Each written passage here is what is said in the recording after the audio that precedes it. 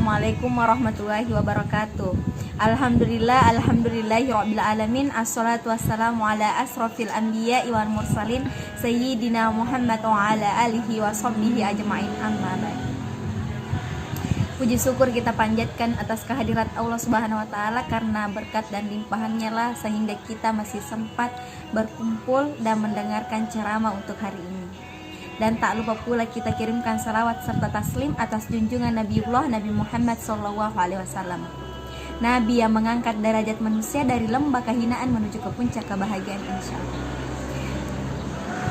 Dengan kesempatan ini kami akan membawakan ceramah yang berjudul dampak COVID. Hadirin wal hadirat rahimakumullah.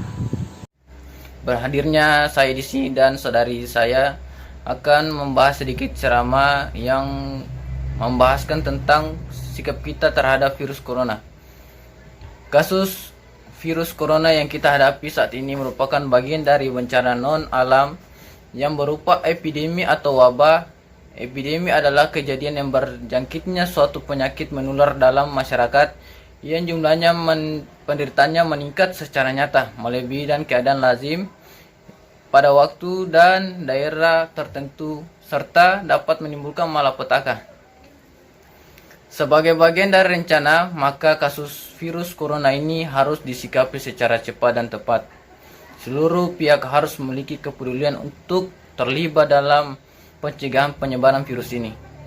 Tentunya di antara pihak yang paling bertanggung jawab adalah pihak pemerintah, karena pemerintahlah yang mengemban amanat rakyat dalam pengaturan urusan hidup dan berkaitan dengan publik, dan karena pemerintah yang memiliki wewenang dan menggunakan dan menyalurkan segenap potensi dan sumber daya yang diperlukan terkait dengan penanganan bencana. Walau penanganan bencana itu menjadi otoritas masyarakat yang masyarakat tidak boleh bersikap masa bodoh dan berdiam diri memikirkan diri sendiri.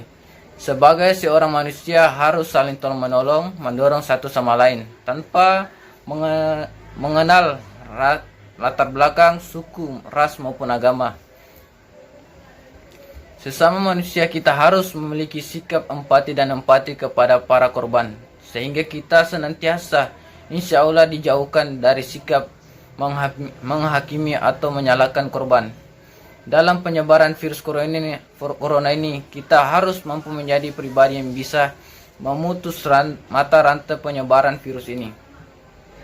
Secara bersama kita perlu membangun kesadaran, pemahaman, dan sikap yang sama secara aktif terlibat dalam pencegahan penyebaran virus corona semakin meluas, sehingga semakin mempercepat wabah ini berakhir insya Allah.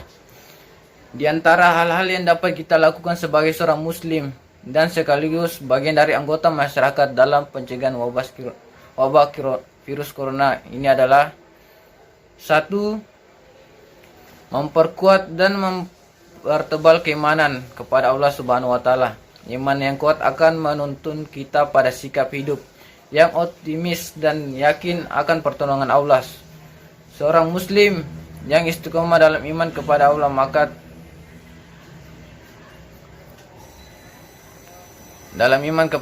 maka akan ditiadakan rasa takut dalam dirinya, sebagaimana firman Allah dalam surat Al-Fussilat ayat 30 yang bunyinya: innallazina qalu rabbunallahu summastaqamu tatanazzalu alaihimul malaikatu alla tahafu wa la tahzanu wa ashiru bil jannatil lati kuntum tu'adun,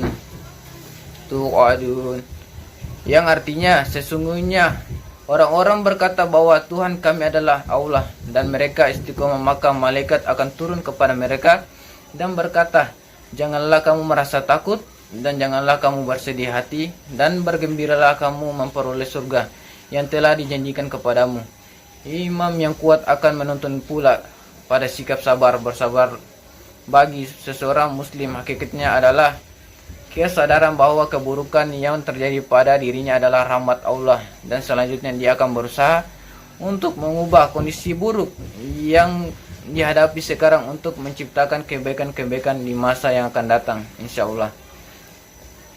Kebaikan yang dilakukan tidak hanya setelah musibah terjadi, tetapi lebih dari seorang muslim akan berusaha semaksimal mungkin menciptakan kebaikan-kebaikan jauh sebelum musibah itu terjadi. Terus yang kedua, mengisolasi diri, menahan diri untuk tidak beraktivitas dengan banyak orang. Nabi Muhammad SAW telah bersabda, "Jika kamu mendengar wabah di suatu wilayah, maka janganlah kalian memasukinya. Tapi jika terjadi wabah di tempat kamu berada, maka jangan tinggalkan tempat itu." HR Bukhari. Riwayat HR Bukhari. 3.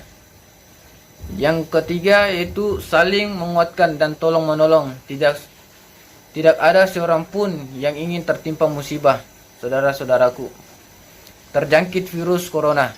Tetapi tidak ada seorang pun yang bisa memastikan bahwa dirinya akan terbebas dari virus corona. Untuk itu, setiap orang, terlebih seseorang muslim, harus mau untuk saling menguatkan dan saling tolong menolong satu sama lain, bahu-membahu bagaimana menciptakan kebaikan berupa melakukan pencegahan agar virus corona tidak mewabah lagi ke banyak daerah atau tempat, dan tentu berharap tidak semakin banyak memakan korban meninggal dunia. Saling bertukar informasi yang valid dan benar, maka bila suatu saat akan dilakukan lockdown, maka setiap anggota masyarakat bisa saling memberi dan menjaga ketersediaan bahan pokok seperti makanan dan lain-lain. Bukan sebaiknya malah memanfaatkan kondisi bencana untuk meraup keuntungan dari pihak lain. Hadirin sekalian yang berbahagia, mungkin itulah 3 hal yang bisa kita jadikan pedoman dalam menghadapi situasi-situasi sulit karena virus corona ini sebagai seorang muslim. Tetapi tetaplah kita dalam iman kepada Allah, jangan panik dan terus berdoa dan mendekatkan diri kepada Allah Subhanahu wa taala. Hadirin wal hadirat rahimakumullah. Itulah ceramah yang sempat kami bawakan. Kurang dan lebihnya mohon dimaafkan. Wallahul muwaffiq ila aqwamit thoriq. Wassalamualaikum warahmatullahi wabarakatuh.